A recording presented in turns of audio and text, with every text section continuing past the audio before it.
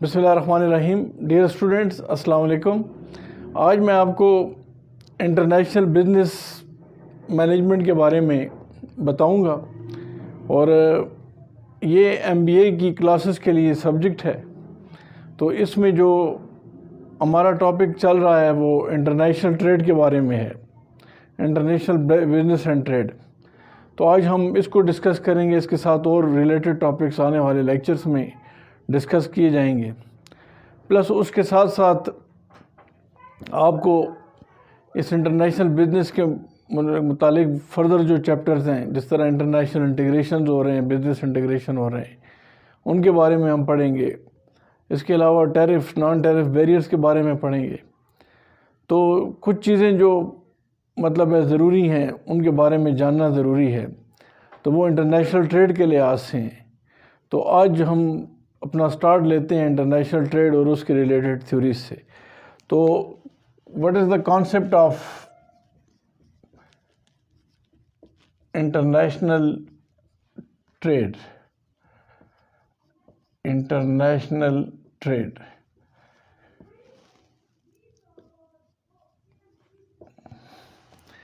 International trade کیا ہوتی ہے؟ انٹرنیشنل ٹریڈ سے مراد ایسی تجارت جو کہ دو یا دو سے زیادہ ممالک کے درمیان ہوتی ہے. یہ بات ذہن میں رکھیں کہ ہم جب تجارت کرتے ہیں تو ہمارا مقصد بزنس ہی کرنا ہوتا ہے، اور بزنس کوئی بھی ایسی لیگل ایکٹیویٹی ہے جس کا بنیادی مقصد پروفٹ کمانا ہوتا ہے.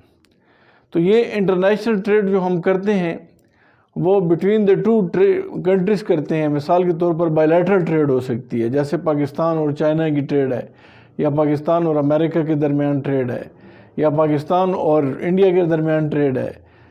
Between the two countries who سکتی ہے بائیلیٹرل ٹریڈ. لیکن جب وہ ملٹی لیٹرل ہوتی ہے یا مختلف ممالک کے درمیان ہوتی ہے تو انٹرنیشنل ٹریڈ پھر وہ بزنس ایکسپینڈ کر جاتا ہے. تو وہ مور دین ٹو کنٹریز اس میں انوالو ہو سکتے ہیں. تو انٹرنیشنل ٹریڈ وہ ٹریڈ ہے جو کہ beyond the boundaries of the country ہوتی ہے، یعنی ایک ملک کی حدود کے باہر باقی ممالک کے ساتھ ہم جو چیزوں کا ایکسپورٹ اور امپورٹ کرتے ہیں، یا جو چیزیں ہم باہر بھجواتے ہیں اور باہر سے اپنے ملک منگواتے ہیں، تو اس کو ہم کیا کہتے ہیں؟ انٹرنیشنل ٹریڈ کہتے ہیں. اب ڈومیسٹک ٹریڈ تو وہ ٹریڈ ہے جو ود ان دا کنٹری دو سٹیز کے درمیان ہو سکتی ہے، دو علاقوں کے درمیان ہو سکتی ہے. جس طرح مثال کے طور پر پشاور سے فرض کریں ڈرائی فروٹ جاتا ہے، پنجاب جاتا ہے، سندھ جاتا ہے، یا سندھ سے کچھ، یا پنجاب سے آٹا پشاور آتا ہے. تو یہ کہنے کا مطلب ادھر یہ ہے کہ trade within the country جو ہے وہ ڈومیسٹک ٹریڈ ہے، trade within the country جو ہے وہ ڈومیسٹک ٹریڈ ہے، اور trade outside the country جو ہے وہ فارن ٹریڈ اس کو کہتے ہیں، یا انٹرنیشنل ٹریڈ کہتے ہیں. اب انٹرنیشنل ٹریڈ جو ہے ہم زیادہ تر جو ہے دو طریقوں سے کر سکتے ہیں. یعنی انٹرنیشنل ٹریڈ ہمارے پاس بارٹر ٹریڈ بھی ہو سکتی ہے، بارٹر ٹریڈ ہو سکتی ہے، یا مثال کے طور پر آن مانیٹری بیسس پہ ہو سکتی ہے، یا مانیٹری بیسس پہ ہو سکتی ہے. یعنی بارٹر ٹریڈ یہ ہے کہ ہم اشیاء کے بدلے میں اشیاء کو ایکسپورٹ کریں. جیسے مثال کے طور پہ ہم کہہ سکتے ہیں کہ پاکستان سے ایگریکلچر کی اشیاء جیسے چاول ہو گیا، چینی ہو گیا، آلو ہو گیا، کھانے پینے کی اشیاء ہم سعودی عربیہ بھجواتے ہیں، اور سعودی عربیہ سے پیٹرول ہمیں آتا ہے. تو یہ بارٹر ٹریڈ کہلاتا ہے. یا کوئی اور پروڈکٹ، مثال کے طور پر کینیا سے ہم چائے منگواتے ہیں، اور کینیا کو اپنی کھانے پینے کی اشیاء، ایگریکلچر کموڈیٹیز جو ہیں وہ بھجواتے ہیں. تو یہ بارٹر ٹریڈ ہے. تو دنیا کی جو ایک وقت تھا کہ جب پیسہ نہیں تھا یا مانیٹری میجرمنٹ نہیں ہو سکتی تھی، تو بارٹر ٹریڈ ہی کی جاتی تھی. اس کے علاوہ جو ہے وہ مانیٹری بیسس پہ ٹریڈ ہو سکتی ہے. مانیٹری سے مراد یہ ہے کہ پیسوں کے بیس پہ ہو سکے، کہ جیسے مثال کے طور پر ہم ڈالر میں پیمنٹ کرتے ہیں اور اس کے بدلے میں کھانے پینے کی اشیاء ہم خریدتے ہیں. جیسے ہم نے ابھی معاہدہ کیا تھا رشیا کے ساتھ کہ بھئی ہم ان سے گندم لیں گے. تو اگر یہ گندم ہم کیش پہ لیتے ہیں، یعنی ان کو ڈالرز میں پیمنٹ کرتے ہیں، تو یہ مانیٹری بیسس پہ آ جائے گی. لیکن اگر مثال کے طور پر ہم گندم ان سے لیتے ہیں اور ان کو اپنی کوئی چاول وغیرہ بھجواتے ہیں، تو یہ پھر بارٹر ٹریڈ ہو جائے گی. تو بارٹر ٹریڈ کا مطلب ہے کہ اشیاء کے بدلے میں اشیاء. اور مانیٹری میجر کا مطلب ہے کہ جب ہم کوئی چیز خریدتے ہیں، کوئی چیز بھی ہم خریدتے ہیں تو اس کے بدلے میں ہم کیش فراہم کرتے ہیں، کیش ہم فارن کرنسی میں ہی دیتے ہیں، نارملی ڈالرز میں پیمنٹ کی جاتی ہے جو انٹرنیشنل کرنسی ہے۔ باقی کرنسیاں بھی اپلیکیبل ہیں، یورو ہے اس کے اندر، پاؤنڈ اسٹرلنگ ہے، ریال ہے، ڈیپینڈ کرتا ہے کہ ہم کس ملک کے ساتھ ٹریڈ کر رہے ہیں یا ہم کس ملک سے کوئی چیز بھجوا رہے ہیں یا خرید رہے ہیں۔ لیکن بہرحال ہماری جو انٹرنیشنل ٹریڈ جب ہوتی ہے تو یہ بات یاد رکھیں کہ ہر ملک کے اپنے قوانین ہوتے ہیں، رول ریگولیشنز ہوتے ہیں، تو انٹرنیشنل ٹریڈ میں ہمیں ان قوانین کو بھی فالو کرنا پڑتا ہے۔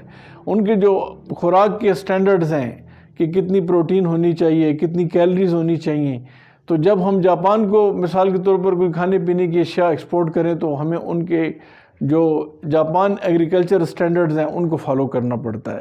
اسی طرح یورپین کے لیے یورپین ایگریکلچر سٹینڈرڈز کو فالو کرتے ہیں، امریکن کے لیے امریکن ایگریکلچر سٹینڈرڈ فالو کرتے ہیں۔ یعنی پاکستان کی جو مختلف صوبے ہیں، 4 صوبے ہیں اور مختلف شہرز ہیں، اضلاع ہیں، ان کے درمیان جو ٹریڈ ہوتی ہے وہ انٹرنیشنل ٹریڈ سے مختلف ہوتی ہے۔ Within the country trade کرنا آسان ہوتا ہے لیکن outside the country trade کرنا مشکل ہوتا ہے کیونکہ انٹرنیشنل رول ریگولیشنز کو فالو کرنا ہوتا ہے۔ تو یہ بات بھی ذہن میں رکھیں کہ ہمارے پاس جو انٹرنیشنل ٹریڈ ہے وہ ٹریڈ فیسیلیٹیشن کے لیے ہے۔ انٹرنیشنل ٹریڈ جو ہے اس کو فیسیلیٹیٹ کرنے کے لیے ہر ملک کوشش کرتا ہے، ہر ملک کی حکومت کوشش کرتی ہے کہ ہم ٹریڈ کو زیادہ کریں، ایکسپورٹ کو بڑھائیں اور امپورٹ کو بڑی حد تک ہم محدود کریں۔ مقصد یہی ہوتا ہے کہ ہم مطلب زیادہ فارن ایکسچینج ارننگ کر سکیں۔ تو جب ہم ایکسپورٹ کر رہے ہوتے ہیں تو اس کا مطلب ہے کہ ہمارے ملک سے چیزیں باہر ملکوں میں جا رہی ہیں اور اس کے بدلے میں ہمیں ڈالرز ملتے ہیں یا فارن ایکسچینج ملتا ہے یا ہم کوئی کموڈٹی ان سے لے رہے ہوتے ہیں، اشیاء کے بدلے میں اشیاء لے رہے ہوتے ہیں۔ اب یہاں چند چیزیں ہیں جن کے بارے میں جاننا لازمی ہے۔ تو انٹرنیشنل ٹریڈ میں ایسی کون سی خاص باتیں ہیں جن کو ہم سامنے رکھ سکتے ہیں؟ تو اس میں سب سے پہلا جو چیز ہے وہ ہے پروموشن آف یا to promote the specialisation. International trade میں یہ ایک اہم پہلو ہے کہ ہم اسپیشلائزیشن کو پروموٹ کرتے ہیں۔ What is specialisation? اسپیشلائزیشن کا مطلب ادھر یہ ہے کہ ہر ملک کی کسی خاص فیلڈ کے اندر ایکسپرٹی ہوتی ہے، یا مثال کے طور پر ہر ملک کی کوئی خاص خوبی ہوتی ہے تو وہ اپنے ان چیزوں کو دوسرے ممالک کو ایکسپورٹ کرتا ہے۔ ایکسپورٹ کا مطلب ہے اپنے ملک سے مال دوسرے ملکوں کو بھجوانا، اور امپورٹ کا مطلب ہے کہ دوسرے ملکوں سے مال اپنے ملک لانا، سامان اپنے ملک لانا۔ تو اسپیشلائزیشن کے اندر مطلب ہے کہ جب بھی کوئی ایکسپرٹی یا کوئی ٹیکنالوجی یا کوئی ایسے ڈیکسٹر یا کوئی ایسا مطلب ہے کہ فارمولہ جو کہ ایک ملک کے پاس ہو اور وہ دوسرے ملکوں کو بھجوائے، تو زیادہ تر ملکوں کی اسپیشلٹی ہر ایک اپنے اپنے فیلڈ میں ہوتی ہے۔ کچھ مطلب ہے کچھ نیچرل ریسورسز کچھ گاڈ گفٹڈ ہوتے ہیں جس کی وجہ سے اس ملک میں اس کموڈٹی کی اسپیشلٹی پائی جاتی ہے۔ فرض کرتے ہیں اب اگر مڈل ایسٹ لے لیں تو ان کے پاس آئل بہت زیادہ ہے، تو وہ آئل سے بنی ہوئی کئی پروڈکٹس پوری دنیا کو ایکسپورٹ کرتے ہیں۔ اسی طرح پاکستان کی جو اسپیشلٹی ہے ہماری ایگریکلچر پروڈکٹس ہیں، ہمارا چاول ہو گیا، کاٹن سے ہمارا جو کپڑا ہے، فائبر ہے، وہ دنیا میں بڑا مقبول ہے، باقی ملکوں کو جاتا ہے۔ اسی طرح سری لنکا اور کینیا چائے جو ہیں وہ ایکسپورٹ کرتے ہیں۔ اس کے علاوہ جاپان جو ہے وہ مختلف قسم کے کیپٹل گوڈز جو ہے مشینری، ہیوی مشینری ایکسپورٹ کرتا ہے۔ اسی طرح چائنا جو ہے مختلف قسم کی مطلب ہے کموڈٹیز بناتا ہے، را میٹیریل خریدتا ہے اور اس سے فنش شکل میں ویلیو ایڈیشن کر کے باقی دنیا کے ملکوں کو ایکسپورٹ کرتا ہے۔ تو یہ جو ایک پوائنٹ ہے کہ ہم مطلب ہے اپنی جو کسی خاص ٹیکنالوجی کو یا کسی خاص نالج کو یا کسی خاص اسکل کو یا کسی خاص کموڈٹی کو ہم باہر جب ایکسپورٹ کرتے ہیں جس کے اندر ہماری اسپیشلٹی ہوتی ہے، مینس کہ ہم اس کو لو کاسٹ پہ بنا سکتے ہیں۔ اگر باقی ملک ہیں تو فرض کریں وہاں پر مہنگا بنے گا یا وہاں پر مہنگا پروڈیوس ہوگا، ہمارے ملک میں اگر سستا پروڈیوس ہوتا ہے اس پہ کم خرچہ آتا ہے اور وہ ہم ان ملکوں کو ایکسپورٹ کرتے ہیں۔ تو دس از دا مطلب ہے اسپیشلائزیشن ہے کہ ہم مطلب ہے کہ اس کے اندر اسپیشلٹی رکھتے ہیں کہ اس کو ہم کم قیمت پہ بنا سکیں۔ اسی طرح جو انٹرنیشنل ٹریڈ ہے اس میں ایک اہم پہلو جو ہے وہ انکریزنگ پروڈکٹیوٹی کا ہے، کہ مطلب ہے کوشش یہی ہوتی ہے کہ پروڈکٹیوٹی مطلب ہے بڑھائی جائے۔ تو پروڈکٹیوٹی میں ہم جب یہ بھی آپ جانتے ہیں کہ جب بھی ایکسپورٹ کی جاتی ہیں تو ایکسپورٹ اس وقت کی جاتی ہے جب ہمارے پاس پروڈکشن زیادہ ہو. مثال کے طور پر اگر ہم ملک کی ضروریات ہمیں 1000 آئٹم کی فرض کریں ملک کی ضروریات میں ہمیں 1000 آئٹم کی ضرورت ہے اور ہم پروڈکشن کر رہے ہیں 2000 کی, تو ہم بے شک ہم اس میں سے 1000 ہم اپنے ملک کی ضرورت کے لیے رکھ سکتے ہیں, 200 سٹاک میں ریزرو سٹاک میں رکھ سکتے ہیں, اور 2000 میں سے 1200 رکھ کے 800 باقی جو ہیں ہم باقی دنیا کو ایکسپورٹ کر سکتے ہیں. یعنی ایکسپورٹ اس وقت کی جاتی ہے جب آپ سرپلس پروڈکشن کرتے ہیں, جب آپ زیادہ پروڈیوس کرتے ہیں تو آپ زیادہ ایکسپورٹ اور ملکوں کو کر سکتے ہیں. تو میرا ادھر بتانے کا مقصد یہ ہے کہ پروڈکٹیوٹی یہ ہے کہ ہماری اگر آؤٹ پٹ بڑھ رہی ہے اور ہماری ایوریج کاسٹ بھی کم ہو رہی ہے, ظاہری بات ہے ہم جب زیادہ پروڈکشن کرتے ہیں تو ہماری ایوریج کاسٹ کم ہوتی ہے تو ہمیں اکانومیز آف اسکیل ہوتا ہے, ہم زیادہ بچتیں اس میں کر سکتے ہیں کاسٹ میں. تو انٹرنیشنل ٹریڈ جو ہے اس بات کو بھی مطلب فوکس میں رکھتی ہے کہ جب ہم ظاہری بات ہے پروڈکشن زیادہ کرتے ہیں تو اس کا پلس پوائنٹ یہی ہوتا ہے کہ ہماری پروڈکٹیوٹی بڑھے تو ہم اس سے ایکسپورٹ بڑھا سکتے ہیں, باقی ملکوں کو بھجوا سکتے ہیں. اسی طرح اس کا جو ایک بڑا بینیفٹ ہے وہ یہ ہے کہ بیٹر اسٹینڈرڈ آف لیونگ مطلب ہے ہم اپنے عوام کے لیے جنریٹ کر سکتے ہیں بیٹر اسٹینڈرڈ آف لیونگ. آپ جانتے ہیں کہ اسٹینڈرڈ آف لیونگ یہی ہے کہ ہمارے جو زیادہ تر لوگ جو ہیں پاورٹی میں ہیں تو ان کی زندگی بہتر بنائی جا سکتی ہے, اور ان کی جو لائف جو ہے جو پاورٹی میں گزر رہی ہے ان کو اس کو بہتر کیا جا سکتا ہے, اس کو اچھا کیا جا سکتا ہے, ان کی ویلفیئر کے لیے زیادہ پروجیکٹس ہم شروع کر سکتے ہیں.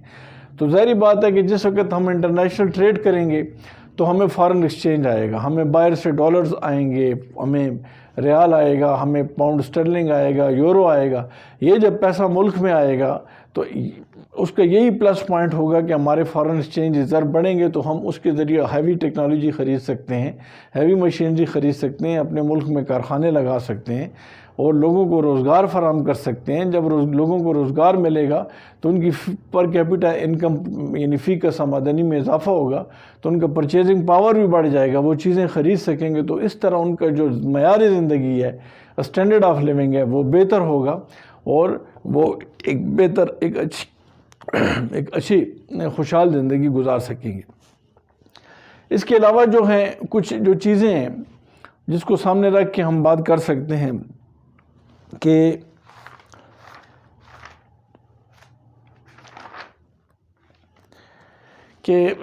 انٹرنیشنل ٹریڈ ضروری کس لیے ہے, فردر کس لیے ضروری ہے. تو اس میں مطلب ہے کہ وائی انٹرنیشنل ٹریڈ ہے, تو اس میں ہم یہ کہہ سکتے ہیں کہ ایکسپینشن آف ٹریڈ ہے, ایکسپینشن آف ٹریڈ ہے. اس کے لیے مطلب ہے ایکسپینشن آف ٹریڈ ہے یعنی ٹریڈ کو بڑھانے کے لیے بھی مطلب ہے انٹرنیشنل ٹریڈ ضروری ہے. ظاہری بات ہے ہم ود ان دا کنٹری تو ٹریڈ کر سکتے ہیں, لیکن ہم چونکہ چاہتے ہیں کہ ہمیں مارکیٹ زیادہ ملے, زیادہ لوگوں تک ہم پہنچ سکیں, اور دنیا میں کمپٹیشن بھی بہت زیادہ ٹف ہو چکا ہے, تو اس وجہ سے ہمیں چاہیے یہ کہ ہم زیادہ پروڈکٹس کو اور ملکوں کو بھی ایکسپورٹ کریں.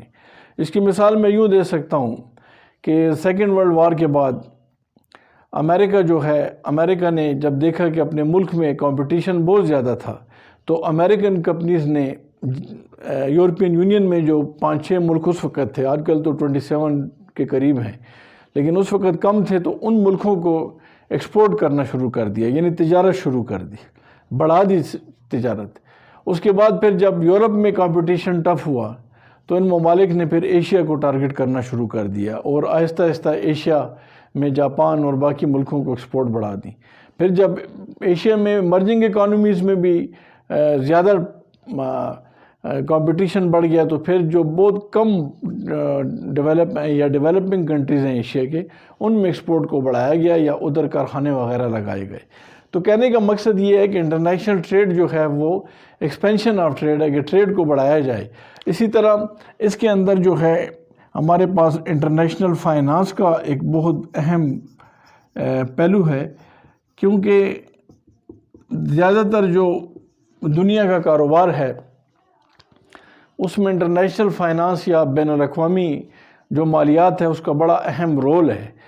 یہ بات ذہن میں رکھیں کہ کسی بھی ملک کی کرنسی اگر اسٹرانگ ہوگی تو اس کا ایک اہم پہلو جو ہے وہ اس کے عوام پہ پڑے گا، یعنی ایکسپورٹ پہ پڑے گا اور امپورٹ پہ پڑے گا۔ میں اپنی کرنٹ ڈسکشن میں آپ کے ساتھ تھوڑا سا انٹرنیشنل ٹریڈ کے لحاظ سے تھوڑا کرنسی کے بارے میں، اس پوائنٹ کے بارے میں آپ کو بتانا چاہتا ہوں، پلس اس کے بعد پھر اگر ٹائم ہمارے پاس ہوا تو فردر ہم کوئی تھیوریز کر لیں گے، ورنہ اپنی نیکسٹ کلاس میں اس کو ڈسکس کروں گا۔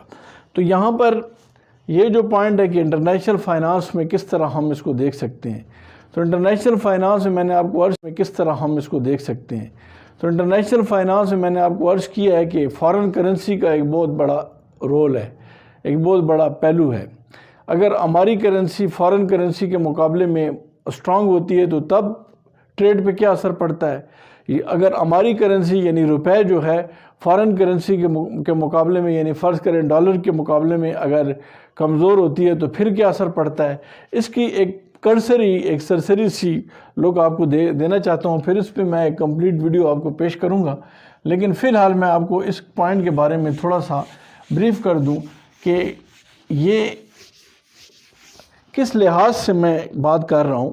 مثال کے طور پہ آج سے تقریباً کچھ 12-13 سال پہلے، یعنی 2007 کی بات ہے کہ $1 60 روپیز کا تھا۔ یہ پوائنٹ ذرا نوٹ کریں، اس کو سمجھنے کی کوشش کریں۔ $1 60 روپیز کا تھا اس وقت۔ مثال کے طور پر اگر ہم امریکہ کو ایکسپورٹ کرتے، یعنی ایکسپورٹ ٹو USA، فرض کریں ہم نے امریکہ کو $1000 کا سامان ایکسپورٹ کیا، یعنی بھجوایا، اور امریکہ سے ہمیں کتنے مل گئے، 2007 کی بات کر رہا ہوں، یعنی 2007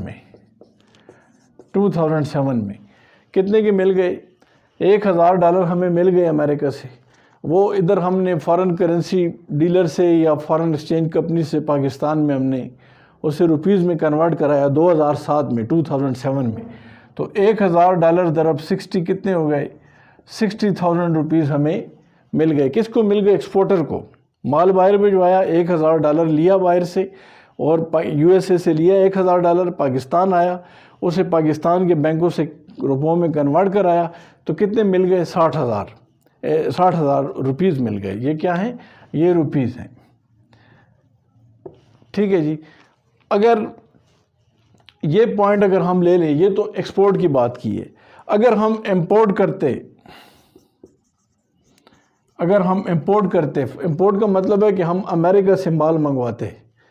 اگر ہم 2007 میں امریکہ سے مال منگواتے تو امریکن کے ایکسپورٹر کو پاکستانی امپورٹر کتنے پیسے دیتا؟ $1000۔ کتنے میں دیتا؟ $1000۔ تو وہ $1000 کتنے کا خریدتا پاکستانی بینک سے؟ وہی 60 روپے کا، یعنی فرض کریں 60 روپے کا خریدتا۔ کتنے کا؟ 60,000 کا۔ لیکن اب کیا صورتحال ہے؟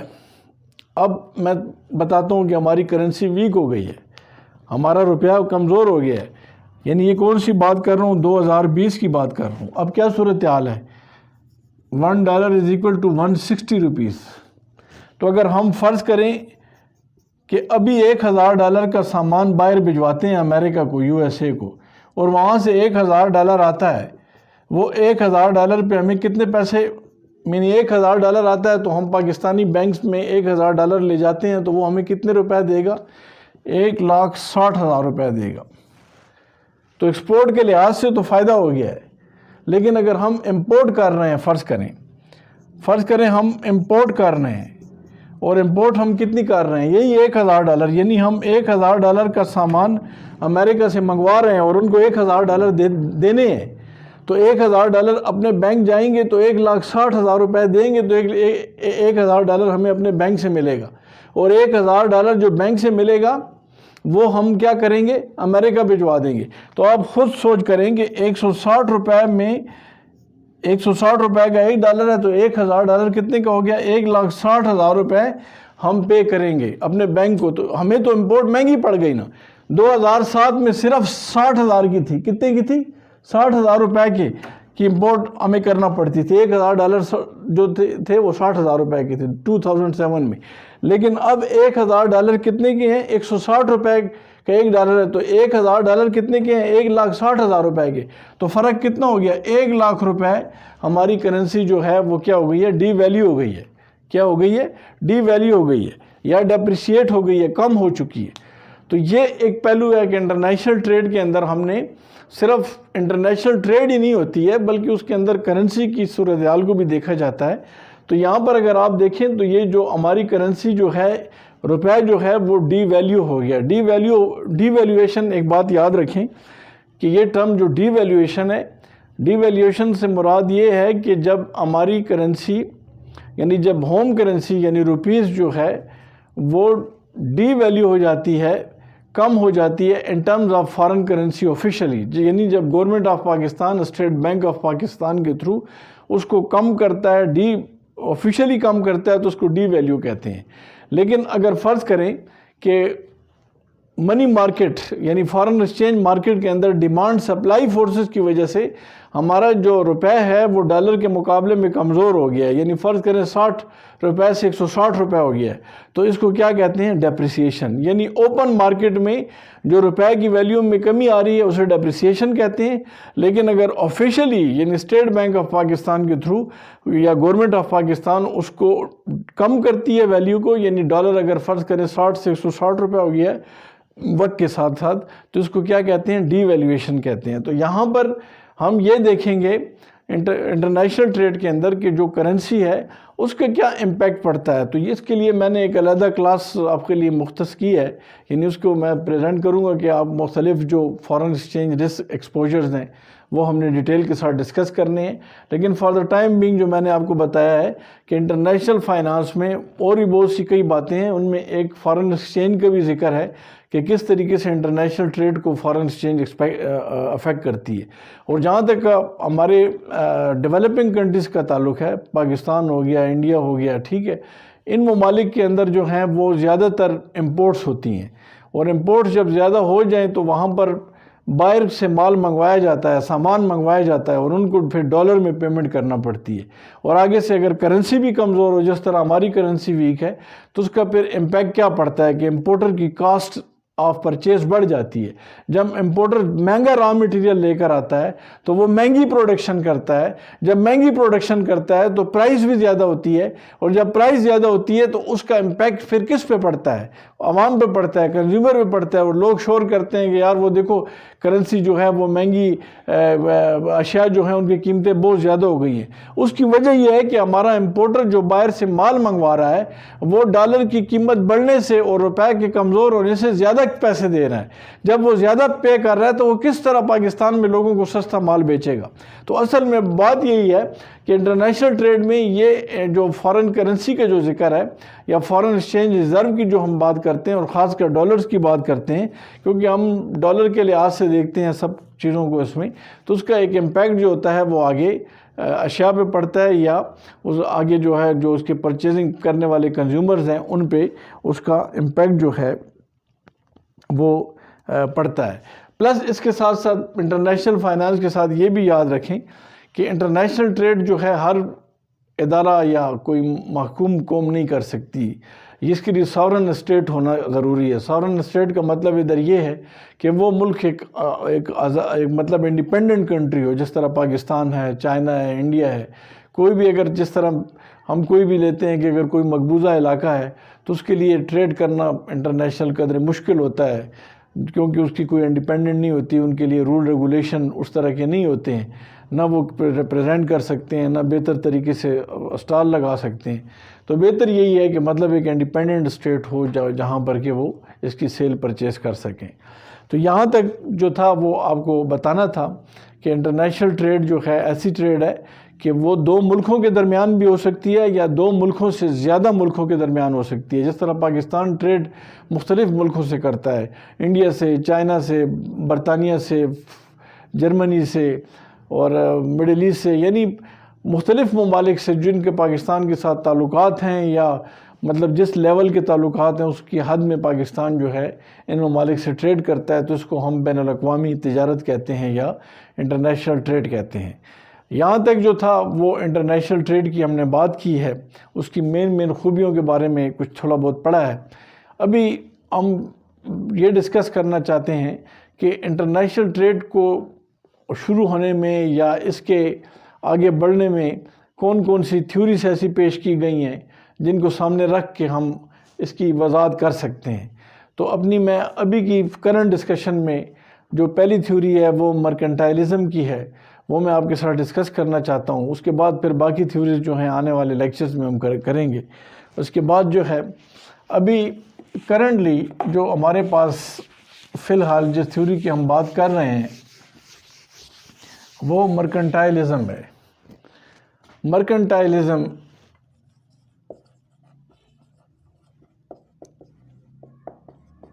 یہ تھیوری سن 1500 عیسوی سے لے کے ہمارے پاس پیریڈ جس کو بنتا ہے تقریباً 1700 تک، یعنی اس ٹائم پیریڈ میں اس کو یہ پیش تو کی گئی تھی 1500 میں، لیکن اس پہ کافی کام ہوا۔ اس نے اس وقت کے اور لحاظ سے یہ پیش کی گئی تھی۔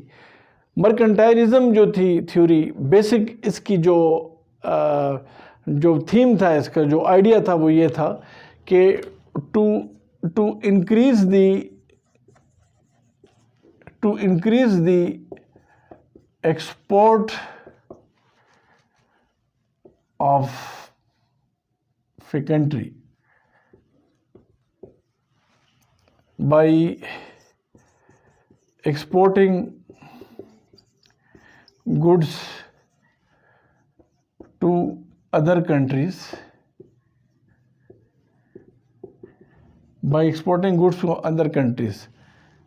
and to discourage the imports from other countries۔ اچھا، یہ پوائنٹ جو ہے نوٹ کرنے کا ہے، اس میں جو سب سے اہم پہلو ہے مرکنٹائلزم تھیوری، یہ ٹریڈ تھیوریز کی میں بات کر رہا ہوں۔ ٹریڈ تھیوریز، یہ ہمارا اس میں انٹرنیشنل ٹریڈ میں ٹاپک شروع ہو گیا ہے، ٹریڈ تھیوریز۔ میں فرسٹ تھیوری سے شروع کیا ہے میں نے۔ مرکنٹائلزم تھیوری یہ کہتی ہے کہ ایکسپورٹ کو بڑھائیں، یعنی اور ملکوں کو آپ ایکسپورٹ کریں چیزیں اور اس کو انکریج کریں ایکسپورٹ کو، اور امپورٹ جو باہر سے سامان آتا ہے اس کو ڈسکریج کریں تاکہ ایکسپورٹ زیادہ ہوں اور اس کے بدلے میں بلین آئے یا گولڈ اینڈ سلور آ سکے اپنے ملک کے اندر، یعنی ایکومولیشن آف ویلتھ کی بات کی جا رہی ہے۔ اس کا مطلب ادھر یہ تھا کہ گورنمنٹ کو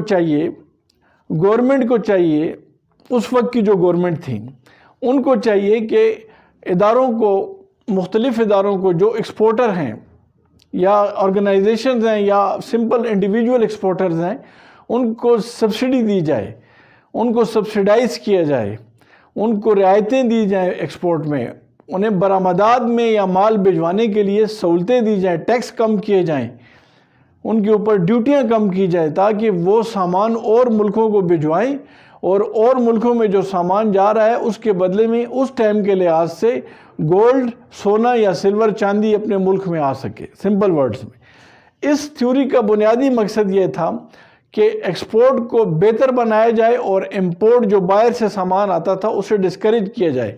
تو اس تھیوری کے اندر جو بنیادی ایشو تھا وہ تھا پروٹیکشنزم تھا۔ اس کو کیا کہتے ہیں؟ پروٹیکشنزم۔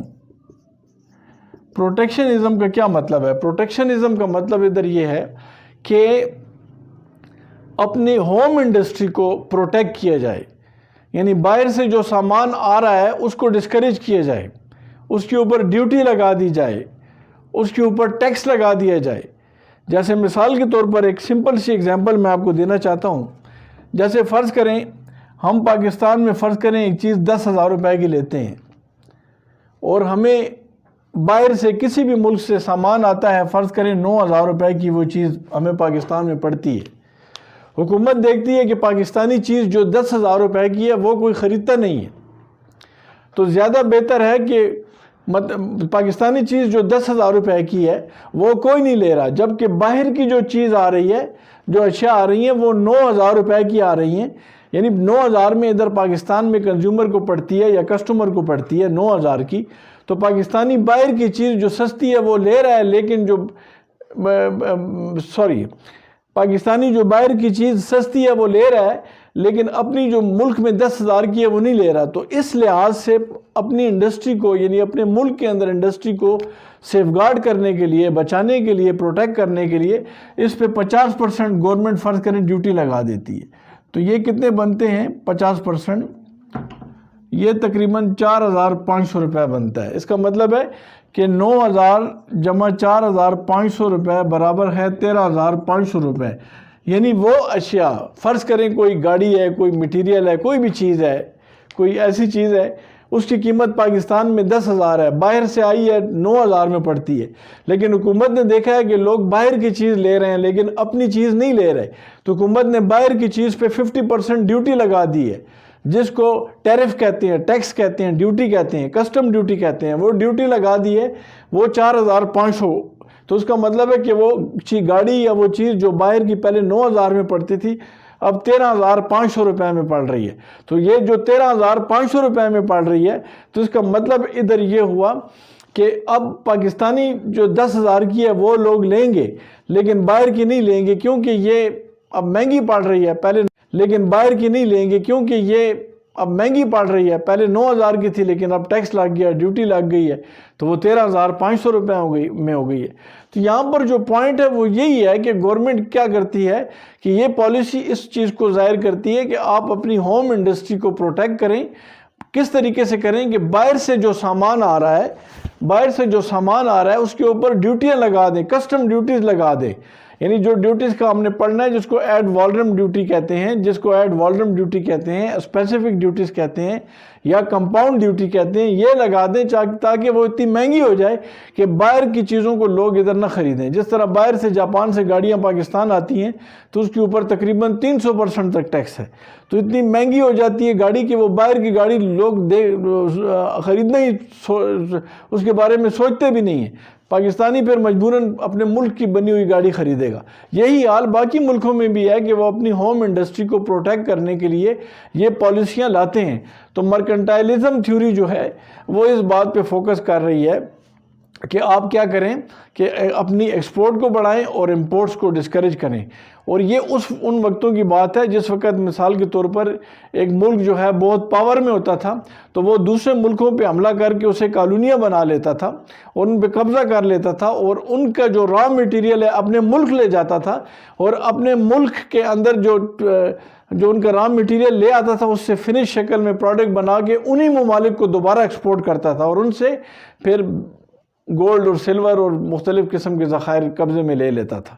اس کی ایک مثال تاج برطانیہ کی ہے کہ برطانیہ نے دنیا میں مختلف ملکوں میں کالونیاں بنائی ہیں، جس طرح پاکستان، انڈیا ان سے آزاد ہوئے ہیں، تو جن علاقوں پہ ان کی کالونیاں تھیں وہ وہاں سے برطانیہ کی گورنمنٹ را مٹیریل اٹھاتی تھی، اپنے ملک لے جاتی تھی، اسی فنش شکل میں پروڈکٹ بنا کے انہی ملکوں کو مہنگا بیچتی تھی پھر۔ تو کہنے کا مطلب ہے کہ ان کے ریسورسز پہ قابض تھی۔ یہی حال جو ہے امریکہ نے افغانستان کا کیا ہے، وہاں پر قبضہ کر کے وہاں کا را مٹیریل لے جا رہے ہیں اور اس سے پروڈکٹ بنا کے فنش شکل میں پھر باقی ملکوں کو دے رہے ہیں۔ اسی طرح مڈل ایسٹ میں امریکہ نے کیا، اس سے پہلے پرتگیز نے یہ کیا تھا، اسپینش نے کیا تھا، فرینچ نے کیا تھا، جو کالونیاں بناتے آئے ہیں۔ تو یہ تھیوری اس وقت بھی امپلائی ہوتی تھی کہ جس وقت ایک ملک پاورفل تھا یا ان کی بادشاہت مضبوط تھی، ملیٹریلی پاورفل تھے، وہ چھوٹے ممالک پہ قبضہ کر کے ان کی کالونیاں بنا کے ان سے را مٹیریل نکالتے تھے اور اپنی چیزیں مہنگی بنا کے انہیں دیتے تھے۔ تو یہ تھیوری کسی نہ کسی حالت میں آج کل بھی اگر آپ دیکھ لیں تو موجود ہے، لیکن ان کا نام جو ہے وہ لکھا ہوا ہے نیو مرکنٹائلزم ہے۔ نیو مرکنٹائلزم کا مطلب ادھر یہ ہے کہ آپ اپنی ہوم انڈسٹری کو پروٹیکٹ کرنے کے لیے مختلف قسم کے پروٹیکشن کہ حربے استعمال کریں، ٹیکسز لگائیں، کوٹا رکھ دیں، ٹیرف بیریئر، ٹیکس کے بیریئر، نان ٹیرف بیریئر جو ٹیکس کے نہیں ہیں، جس طرح کوٹا کی بات میں نے آپ کو کی ہے، بائی نیشنلز ہیں جو کہ بعد میں لیکچر میں آئے گا انشاءاللہ، وہ بھی ڈسکس کریں گے۔ لیکن یہ تھیوری بیسیکلی کیا تھی کہ مرکنٹائلزم کی، کہ آپ مطلب ہے کہ سبسیڈائز کریں ایکسپورٹ سیکٹر کو تاکہ وہ اپنی ایکسپورٹس کو بڑھائے، زیادہ سے زیادہ بڑھائے، اور امپورٹس کو ڈسکریج کیا جائے مختلف ڈیوٹیز لگا کے۔ لیکن اس کے اوپر پھر احتجاج بھی، یعنی کرٹیسزم بھی ہوا، تنقید بھی کی گئی اس کے اوپر کہ یہ تھیوری جو ہے ایکومولیشن آف ویلتھ کی طرف لے جا رہی ہے، یوزیج آف ویلتھ کی طرف نہیں لے جا رہی۔ یعنی اس کا مطلب ہے کہ ساری دنیا کو ایکسپورٹ کریں اور پیسہ اکٹھا کرتے جائیں، تو اس کا کیا فائدہ ہوگا؟ جب وہ پیسہ اکٹھا ہوگا تو اس سے اگر کوئی ویلفیئر کا کام نہیں ہو سکتا تو کوئی فائدہ نہیں ہے۔ اس کا مطلب ہے کہ اگر آپ باہر ملکوں کو ایکسپورٹ کر رہے ہیں تو باہر ملکوں سے امپورٹ بھی کریں تاکہ ان ملکوں کو بھی فائدہ ہو، تاکہ کیونکہ آپ باہر سے مال منگوا رہے ہیں تو آپ امپورٹ کر رہے ہیں تو وہ دوسرا ملک ایکسپورٹ کر رہا ہے، تو اس کے عوام کو بھی فائدہ ملنا چاہیے۔ دوسرا ویرائٹی آف گوڈز ملتی ہے، ٹیسٹ ڈفرینٹ ہوتا ہے دوسرے ملک کا، وہ آپ کے ملک میں آ رہا ہوتا ہے، ایک نئی چیز آ رہی ہوتی ہے، نئی ٹیکنالوجی آ رہی ہوتی ہے۔ لہذا ٹریڈ کو بوسٹ کرنے کے لیے وہ کہتے ہیں کہ آپ اس تھیوری کو انٹائرلی امپلیمنٹ نہ کریں بلکہ اوروں کو بھی موقع دیں۔ تو یہ تھیوری بیسیکلی زیرو سم گیم کی طرف جا رہی تھی، زیرو سم گیم کی طرف جا رہی تھی۔ تو زیرو سم گیم کا مطلب ادھر ہے کہ ادھر صرف وہی ملک فائدہ اٹھاتا تھا جو کہ ایکسپورٹ کر سکتا تھا، وہی ملک فائدہ نہیں اٹھاتا تھا کہ جس کو آگے پھر آپ ایکسپورٹ کر رہے ہیں تو وہ امپورٹ کر رہے ہیں اور وہ آپ کو نہیں مال بھجوا سکتا، تو کیونکہ وہ آپ کی کالونی تھا۔ تو اس کا مطلب یہ ہے کہ یہ زیرو سم گیم میں صرف ایک پارٹی فائدہ اٹھا رہی ہوتی ہے۔ تو مرکنٹائلزم تھیوری کے اوپر پھر بعد میں جو کرٹیسزم ہوا تو ایڈم اسمتھ نے اپنی ایک اس کے لیے مطلب ایک بک نکالی جس میں کہ 1776 میں ویلتھ آف دا نیشنز میں انہوں نے، ایڈم اسمتھ نے مطلب ہے تھیوری پیش کی ایبسلیوٹ ایڈوانٹیج کی، کہ مطلب ہے کہ جس ملک کو جس پروڈکٹ کے اندر فائدہ ہے، یعنی جس ملک کو جس پروڈکٹ کے بنانے میں فائدہ ہے یا کاسٹ کم آتی ہے تو وہ ملک وہی پروڈکٹ بنائے، اور وہ دوسرا ملک اسی طرح جس میں اس کا فائدہ ہے یا جس میں اس کی کاسٹ کم آتی ہے وہ بنائے۔ تو فرض کریں پاکستان جو ہے وہ ایگریکلچر کا سامان بناتا ہے، زیادہ ادھر جو ہے فرض کریں گندم ہے یا چاول ہے یا چینی ہے، پاکستان یہ زیادہ پروڈیوس کرے اور سعودی عرب کو ایکسپورٹ کرے، اور سعودی عرب پاکستان کو پیٹرول ایکسپورٹ کرے، کیونکہ پاکستان کا ایبسلیوٹ ایڈوانٹیج ایگریکلچر پروڈکٹس میں ہے، اور جو سعودی عربیہ ہے اس کا ایبسلیوٹ ایڈوانٹیج جو ہے وہ پیٹرول کی پروڈکٹس میں ہے۔ لہٰذا سعودی عربیہ پیٹرول ایکسپورٹ کرے اور پاکستان ایگریکلچر پروڈکٹس ایکسپورٹ کرے سعودی عربیہ کو۔ اس طریقے سے ایبسلیوٹ ایڈوانٹیج کی تھیوری ایڈم اسمتھ نے پیش کی تھی۔ اب یہ تھیوری جو ہے اس کو میں آپ کو اپنی اگلی کلاس میں بتاؤں گا کہ یہ کس طرح ہے، اس کے ساتھ ہم کمپیریٹو ایڈوانٹیج کی تھیوری بھی کریں گے۔ تو شکریہ، ویڈیو کو اپنے کمنٹس دیں، ویڈیو کو لائک کریں، شیئر کریں اور اس کو سبسکرائب کریں۔ آپ کو اگر کسی ٹاپک کی نہیں سمجھ آ رہی تو میرے اسٹوڈنٹس آپ اس کو مجھے ضرور آگاہ کریں تاکہ میں اس کے اوپر آپ کو دوبارہ بریف کروں۔ Thank you very much.